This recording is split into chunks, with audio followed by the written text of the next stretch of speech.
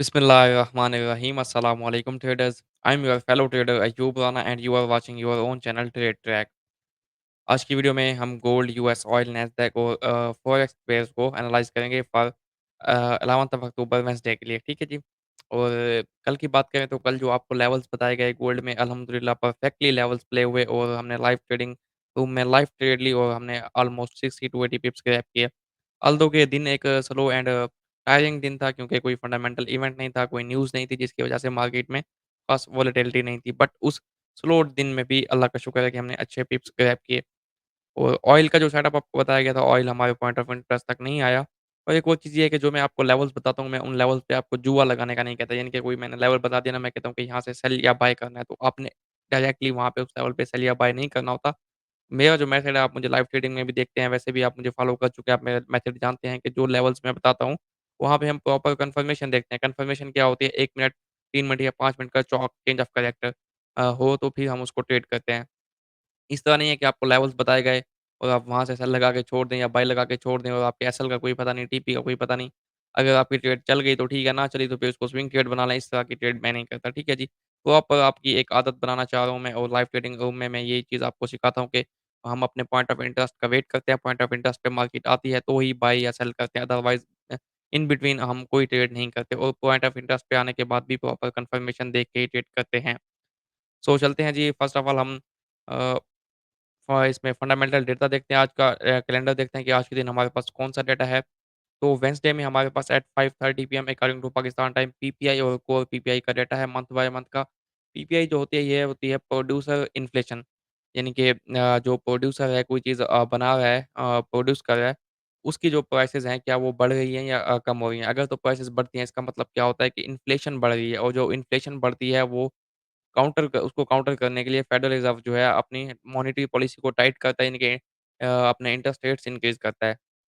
तो अगर तो ये इन्फ्लेशन नंबर्स ज़्यादा आते हैं, इनकी इन्फ्लेशन बढ़ती है, तो ये एक डॉलर इंडेक्स को और यील्ड्स को एक एज दे सकते हैं टुवर्ड पॉज़िटिव साइड, यानी कि बाय साइड में। अगर ये नंबर्स डाउन साइड पे आते हैं, तो इसका क्या मतलब होगा कि इन्फ्लेशन कम हो रही है और इन्फ्लेशन कूल हो रही है, तो जो फेडरल रिज़र्व है, वो एक डोविश स्टांस ले सकता है और आपने आज देखा कि आज भी फेडरल रिज़र्व के मेंबर्स ने डोविश स्टांस लिया, यानी कि उन्होंने कहा है कि नेक्स्ट जो है rate hikes we don't think कि कोई रेट हाइक होना चाहिए और रेट्स को आहिस्ता-आहिस्ता लोअर साइड पे आना चाहिए। जिसकी वजह से आपने देखा डॉलर इंडेक्स जो है डाउन साइड पे था और यील्ड्स भी डाउन साइड पे थी।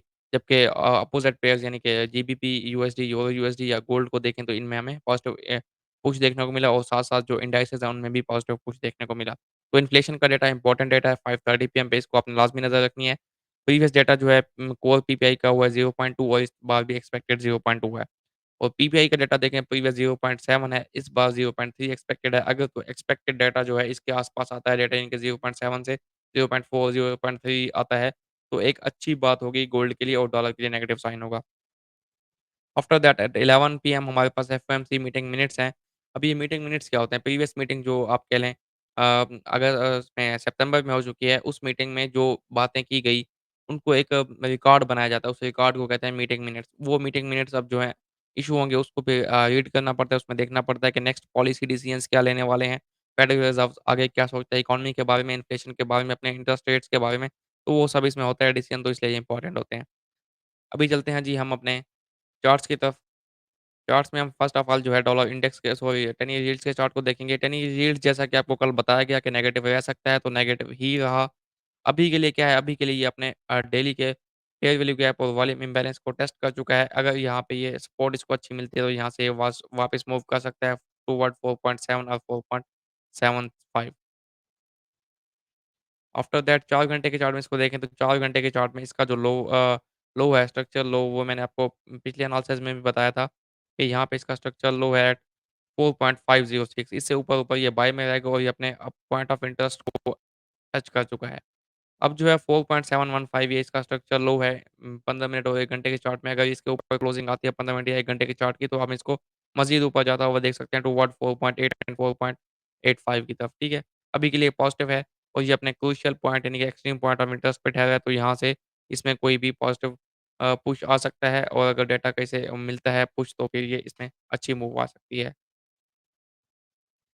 डॉलर इंडेक्स को देखें तो डॉलर इंडेक्स भी कल आपको जैसा कि नेगेटिव बताया गया था, अल्हम्दुलिल्लाह परफेक्टली वैसा ही हुआ है और एक नेगेटिव कैंडल क्लोज़ हुई है। बट स्ट्रक्चर इसका अभी तक पॉज़िटिव ही है। स्ट्रक्चर इसका जो है डेली का, वो यहाँ पे है। स्ट्रक्चर लो आपके पास है जी 102.9 के आस-पास यहाँ पे। ये जो अभी मूव चली है, एक रिट्रेसमेंट मूव है। डॉलर इंडेक्स यहाँ से भी बाय वापस जा सकता है, 105 से भी बाय में जा सकता है। उसके लिए हम देखते हैं 4 घंटे का चार्ट, उसमें एक इम्पोर्टेंट डेवलपमेंट है इसमें। 4 घंटे के चार्ट में last almost 3 weekly daily analysis से मैं आपको समझाता आ रहा हूँ कि इसका जो डेली का लो है सॉरी 4 घंटे का जो स्ट्रक्चर लो है वो आपके पास 105.65 पे है। जब तक ये लो ब्रेक नहीं होता 4 घंटे की क्लोजिंग इसके नीचे नहीं आती तो ये बेयरिश नहीं होगा और ये अपने एक्सट्रीम पॉइंट ऑफ इंटरेस्ट में ठहरा है। तो यहाँ से किसी भी टाइम ऊपर की तरफ मूव ले सकता है जो कि आपको 106.88 107 की तरफ देखने को मिल सकती है। तो इसमें डेटा का पुश लाज़मी होगा, अगर डेटा का पुश मिलता है तो अच्छी मूव मिल सकती है।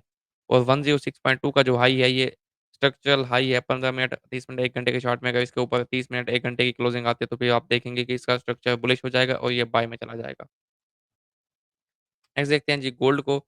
अच्छा जी गोल्ड में क्या है अब? गोल्ड में जैसा कि कल आपको बताया गया कि ये डेली का फेयर वैल्यू गैप है, इसमें से रिजेक्शन लेगा और ऊपर जाएगा, अल्हम्दुलिल्लाह वैसा ही हुआ है परफेक्टली। अभी के लिए इस फेयर वैल्यू गैप को अगर हम फ़र्दर टाइम में रिमूव करें तो एक छोटा फेयर वैल्यू एक और फेयर वैल्यू गैप बनाया जो मार्केट ने यहाँ पे बाय की मूव में बनाया हुआ है 1834 से आपका 1852 के आसपास।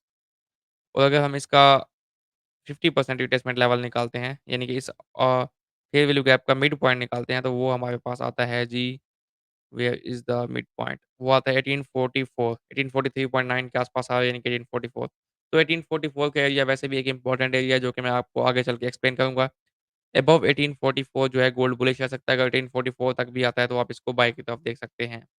अभी के लिए बुलिश ही है, बट ये जो डेली में बाय की मूव आ रही है, जस्ट एक रिट्रेसमेंट मूव है, ना ये कोई ट्रेंड चेंज नहीं हुआ। ये इसका स्ट्रक्चरल हाई जो डेली का है, वो यहाँ पे है एंड 1952 ये लो बना है। अब ये मार्केट ऊपर की तरफ रिट्रेसमेंट लेके डाउन आ सकती है मज़ीद। 4 घंटे के चार्ट में गोल्ड को देख लेते हैं। 4 घंटे के चार्ट में देखें तो ये वही डेली वाला है, इसको रिमूव करते हैं यहाँ से। 4 घंटे के चार्ट में 1844 का लो है, तो अबव 1844 गोल्ड पॉज़िटिव रह सकता है। अभी 4 घंटे के चार्ट में कोई डेवलपमेंट नहीं है। नेक्स्ट लेवल इसका इसका जो है 1870 75 का है। 70-75 का लेवल स्ट्रॉन्ग लेवल है। यहाँ पे अच्छी आपको एक अगर रिजेक्शन मिलती है, कन्फर्मेशन होती है, तो यहाँ से आपकी सेल बन सकती है। अब आपने इसको बाय करना है तो कहाँ से करना है, क्यों करना है, किस तरह करना है, वो सब चीज़ें मैं आपको समझाता हूँ। ये कल का लेवल है, आप परफेक्शन चेक करें अल्हम्दुलिल्लाह यहाँ पे, यहाँ से आपको 80 पिप्स ऑलमोस्ट मिल चुके हैं। अभी के लिए गोल्ड का जो रिसेंट स्ट्रक्चर है वो ये है कि 1844.25 का ये लो है और ये हाई है आपके पास 1865 46 का। अब इसके ऊपर अगर ये गोल्ड क्लोजिंग देता है 15 मिनट 30 मिनट की स्ट्रक्चर चेंज हो जाएगा, फिर यहाँ पे ये लो बन जाएगा और ये हाई बन जाएगा, फिर हम इसको बाय देखेंगे फ्रॉम 1856-55 के एरिया से, ठीक है? बट अभी ऐसा दिखाई नहीं देगा। तो अभी के लिए क्या है कि अगर गोल्ड यहाँ पे इस लेवल को टेस्ट करके आता है तो भी स्ट्रक्चर लो यही होगा, तो आप वेट करेंगे। या ये आपके पास 1848 47 के एरियाज़ में यहाँ पे हमारे पास क्या है जी 1 घंटे के चार्ट में देखते हैं। जी 1 घंटे के चार्ट में यहाँ पे ऑर्डर ब्लॉक भी है। तो 1848 से 45 का एरिया यहाँ पे आता है, तो यहाँ पे कन्फर्मेशन देखें और यहाँ से बाय करें। 15 मिनट के चार्ट में भी यहाँ पे अच्छा लेवल है।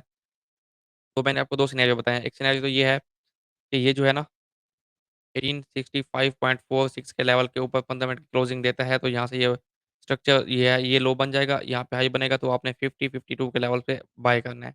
और यहाँ से फिर आप इसको 1870 की तरफ देख सकते हैं, 1870 से 75 एक स्ट्रॉन्ग ऑर्डर ब्लॉक है, वहाँ से आप इसको सेलिंग देख सकते हैं। सेकंड सिनेरियो ये है, क्योंकि मैं जो है ना आपको कोई जुआ नहीं बताता कि यहाँ से ये लेवल है बस जाके ठोक दें, ऐसा नहीं होता। मैं आपको प्रॉपर समझाता हूँ, तरीका है एक मेरा ट्रेड करने का, वो तरीका अगर आपको अच्छा लगता है तो फॉलो करें, ट्रेड करें, अदरवाइज़ आप किसी और को फॉलो भी कर सकते हैं, नो प्रॉब्लम। तो दूसरा अब सिनेरियो इसमें ये है कि ये नीचे आए, क्योंकि अभी स्ट्रक्चरल हाई यही है और स्ट्रक्चरल लो यही है।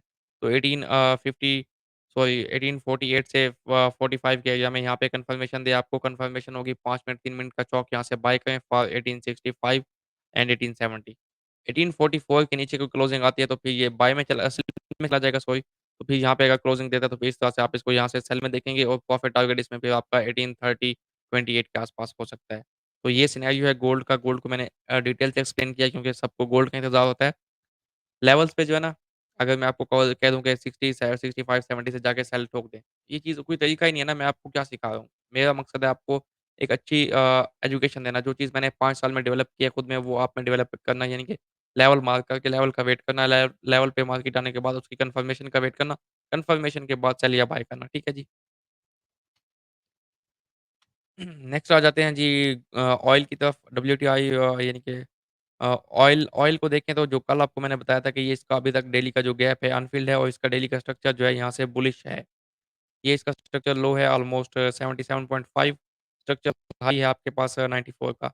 77.5 से ऊपर-ऊपर ये बाय में था मैंने आपको बताया था और ये इसका एक फेयर वैल्यू गैप था जिसमें इसने अ, ओपनिंग गैप दिया अब ये बाय में है। अगर ये नीचे अपने जो ओपनिंग गैप है यानी कि वॉल्यूम इम्बैलेंस को फिल करने आता है ऑलमोस्ट आपके पास कह लें कि एरिया है इसका 83 से 0.5 से 81.5 का।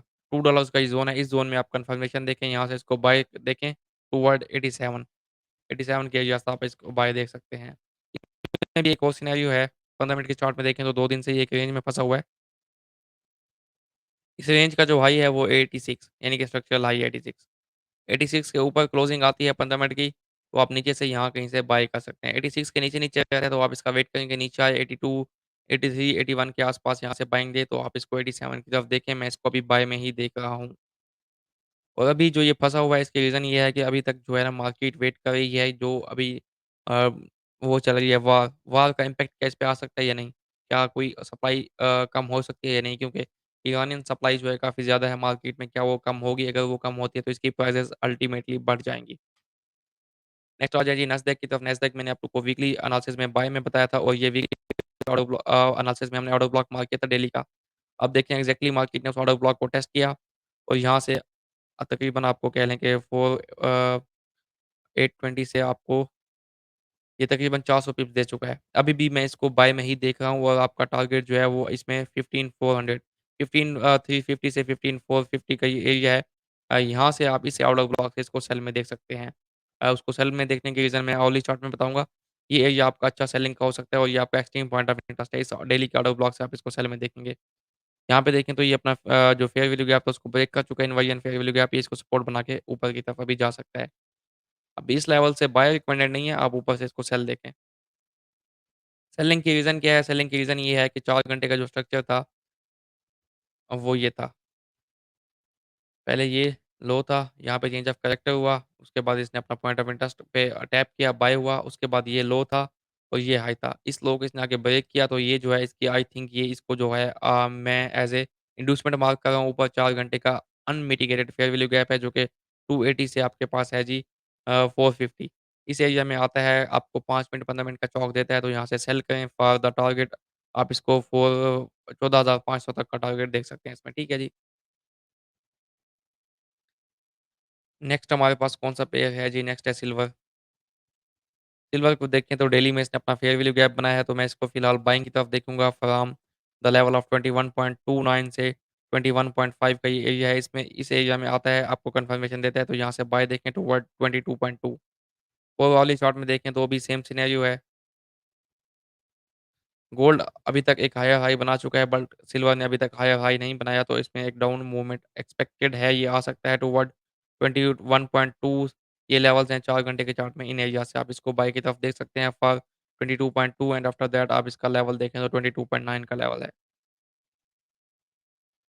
अच्छा, अब जो एक पेयर है नेक्स्ट वो है जीबीपी यूएसडी जिसमें मैं इंटरेस्टेड हूँ इस टाइम।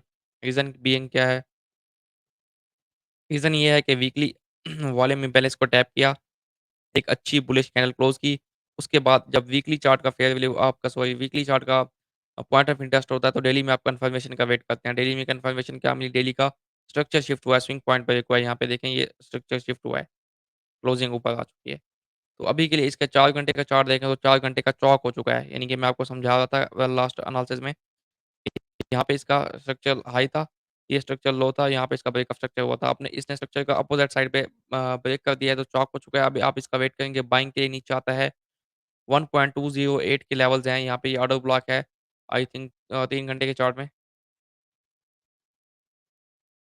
जी, यहाँ पे 1 घंटे के चार्ट में ऑर्डर ब्लॉक है आई थिंक सो यस 1 घंटे के चार्ट में एक्ज़ैक्टली यहाँ पे प्रॉपर एक ऑर्डर ब्लॉक है, आप देखेंगे ये एरिया 1208 के लेवल्स के आस-पास यहाँ पे ये डाउन आता है, तो यहाँ से आपकी एक अच्छी बाइंग बन सकती है, जो कि आपकी चल सकती है अगेन 4 घंटे के चार्ट में इसको टारगेट देखें तो इसका टारगेट जो होगा 1237 000 ये टारगेट होगा। उम्मीद है आपको एनालिसिस पसंद आए होंगे और आपको कुछ सीखने को मिला होगा। मेरा मकसद ये होता है कि आपको प्रॉपर स्ट्रक्चर मैपिंग सिखाई जाए और प्रॉपर एक एंट्री का तरीका जो मेरा है वो आपको सिखाया जाए। हो सकता है मेरा तरीका आपको अच्छा लगे, हो सकता है अच्छा ना लगे। अच्छा लगे तो इसको फ़ॉलो करें क्योंकि अब मार्केट में तरीका यही है, मार्केट में अपने पॉइंट ऑफ इंटरेस्ट मार्क करके बैठें। बैठने के बाद मार्केट वहाँ पे आती है, वहाँ पे फिर कन्फर्मेशन का वेट करें, कन्फर्मेशन के बाद ही एंट्री लें। ऐसा नहीं है कि मैंने एक लेवल मार्क किया तो बस वो कह लें कि डन एंड डस्टेड है कि उस लेवल से मार्केट ने टर्न होना है, ऐसा नहीं होता। मार्केट में कोई भी 100% श्योर लेवल नहीं होता। तो इसलिए कन्फर्मेशन लाज़मी होती है, बिकॉज़ जो आपने फंड्स डाले हुए हैं वो किसी और के नहीं है, आपके अपने हैं, उन फंड्स का ख्याल करके ट्रेड किया करेंगे। After all thank you for watching and good luck for your trading. अल्लाह हाफ़िज़।